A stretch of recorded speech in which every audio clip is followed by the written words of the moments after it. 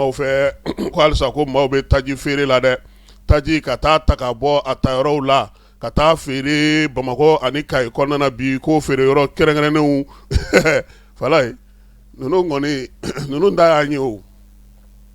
ya me be tani sigita kanin bidon ban nu sorota e be taji de soro ni ta soro itse ni fere be sigi senga o ninkoi ninganga se ni nyangi ni maboni nze ntala ni tedabla falai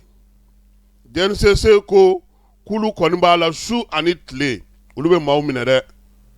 nga be kumana de falai sabula nyangi ni mbulu bulu taji te dima tuguni mi ya fenga iga taji fere ro fana be taji be kumani ay mafana nga nyangi ni ubega ke ulu fe ulu down u se uga nyangi nula akanga laje san uka laje na tawla uni ministry uka laje fere ga sigi senga wani ko inga sen station koni redu the station and the station artisanal is sawa me fala dormi to nakata station na we ba so ala an chama meta tanu no mulanda bo andu ba kala mayere DGCC ko ni flene ga ka to mina ulube ga wuliga joge falai ulutna na sega ubolo jigi tuguni o wati kelen fana na tuguni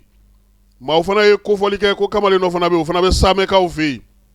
kerengere la minye DGCC bulu fara mi me kai utara nye folike ulude ko ni kamale ko ni kelen ga taga agataji dlaro ere dla ere ye same ka o fi kai marala fereli kala o de nana ye saka fo butulu nu ni femu nu babulu ale na ka mina nu bela jile ku bebe bo diwoli de sigana de nana ye ko ina ka fo ni te ko jelenye uye ko folike DGCC ma ye kenyeba uluga so ga uliga joge saka fere nyini ni ko in bela jile na wa fala taji fere kele abe togomi na Bamako ya abe kai ka o fe togomi abe kenyeba togomi anga marabolo chama konna na taji be ka fere yoro la lu to fo ni mandi mtese ka fo yangwa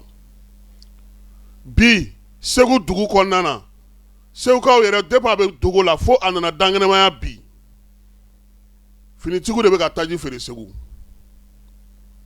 yoro koni ya dan bo dugu don ulu tese ka niko sako nani daluyai useka nani daluyai parce que niko mogoma ko ninkera iba fo ko afle ni ne a kise re mais se ko mi ya wele al ne ta dadon ugo ko ba nyini nyemogo fo ka wuli ka joke ka fere sigi senga ka ta sege no ya soro oluka bara ye oye no ya soro ka nga oke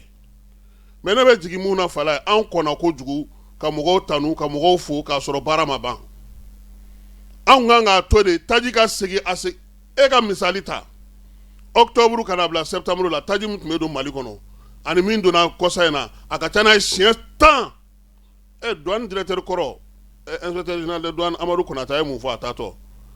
ako mun do no lu fe de ba ala ku da ma de ka ka fo ko ni ngona be awati la nya fo ya an ngon gouvernement ba fa ka fere soro na u ka brigade de sigi ka damne taji taro fo ka ta bla station ngono ma kologiru nga nyini mu ma la kolosi non te taji be chue bien flo kana de kani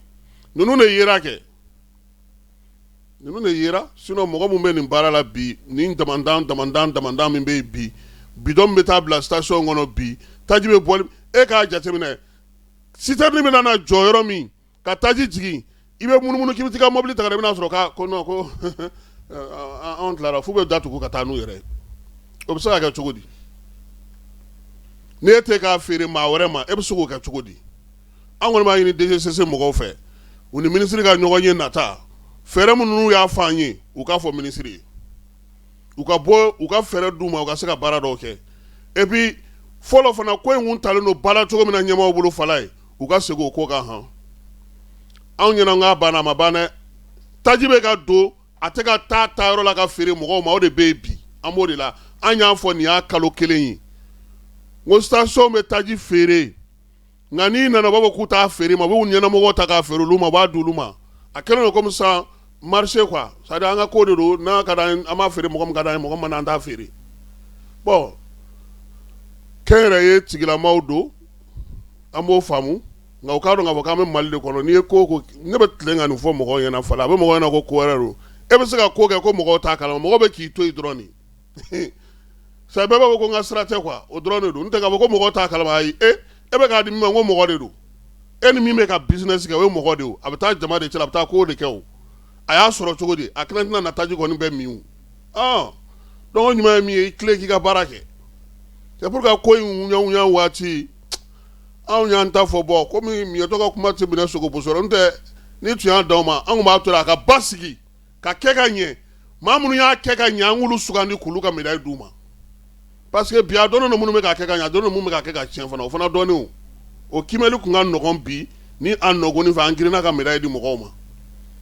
medai in chama ndira falai yini ngali ba kuma na de me kom jamana nyama ga barado ni nyama we fem nga ma fongo u ka shewreta dlanga nye amore nyunu fe shewreta u ko lu dlanga nye parce que mogo be se ka giringa na kana feno fo nyuma ya keta ngani ire jatemine doninge an ta la jege an ga jala be soroteni sorasike pour que ga dai kama nguna abe soroteni na ye malde be takete sa be nyene bo I woshi ni ira dai kama nguna fi bi yanga na e ka ngono ngane ma soro chugala non aka gele parce que kuma la gouvernement be se ka fo ka be fendo ke fala nga mogo de bena na ye ni blaga sumaya anege be bode akan sanjuna de nga mune kan jona al dem seni ni dona e ko la domine ka examen te ka odo ibe kala ne ke folo ki laje ka ilajo ki jatemine ka donga fo anga ta premier trimestre la ma se ko fa ma deuxième trimestre be troisième trimestre be no kimeli sabatu ngara ni na sa wallahi station nyene ma to me dai soro ngana nyama ko tugomi anga duga ga la ga hakli man na anga boni taji ko galay ale kon nana ma chama ye message o chama falai ko taji sun ko anya jabla soro kama balulu la de kama balulu la tugo sila passé ulu ba don afo mo munu rebna ni taji nunu ye ulu be ka fana di sura fen fere la no fere fen fere la ma ko be min soro la o to soro sa so ngona na fere la o de be ser mo ko chama ni fa amena donc biama nyini nyimo ko fe ko nyeshi ale ko ma kulugoro